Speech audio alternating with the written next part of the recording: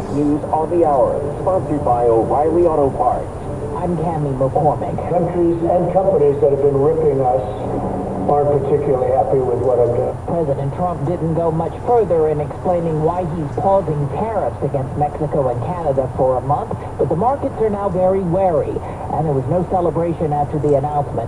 Simon Rabinovich of The Economist. The market went right back down to its day low, down nearly 2% on the day, which is quite a big fall, and I think it signals the concern that, one, tariffs might be coming back, and two, that whatever exactly happens to tariffs, policy coming out of the Trump administration right now for the economy is looking absolutely chaotic. Natalie Brand has more on the worry. Nobody really wins on trade war. It drags down the economy. Brian Keel of the group Farmers for Free Trade says the uncertainty alone can do harm. Farmers right now are in the process of planting or getting ready to plant their crops for the year. So they need to make planting decisions. And that's really hard to do when you don't know what your markets are going to look like. Keel also notes Canada supplies the vast majority of potash, a key ingredient in fertilizer farmers use. Americans were already worried about the economy, and many are falling behind on things like car payments. Michael Wallace has that. In January, 6.5% of subprime borrowers were at least 60 days past due on their loan payments.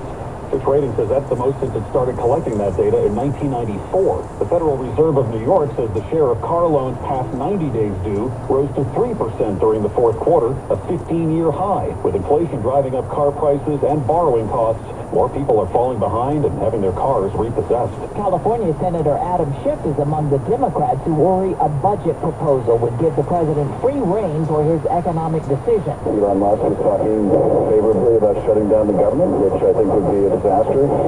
But Trump supporters shut down his first time as president, so we'll have to see. But I don't want to see this kind of death by 1,000 cuts that we're witnessing now. And veterans protested today in places like California, worried about the cuts coming to the VA. I thought it was pretty much hands-off veterans, you know. The U.S. is headed back to the bargaining table with Ukraine. Negotiator Steve Witkoff said today the talks will take place next week. There will be Saudi Arabia. And I think the idea is to get down a framework for a peace agreement. Walgreens has reportedly agreed to be acquired by a private equity firm for almost $10 billion. And recapping the numbers on Wall Street after all the confusion over the tariffs, the Dow finished off 427 points. This is CBS News. Well, that's today's news. Today's news. I didn't hear the good news, did you? I didn't think so. I guess it's all about perspective. The glass is half full.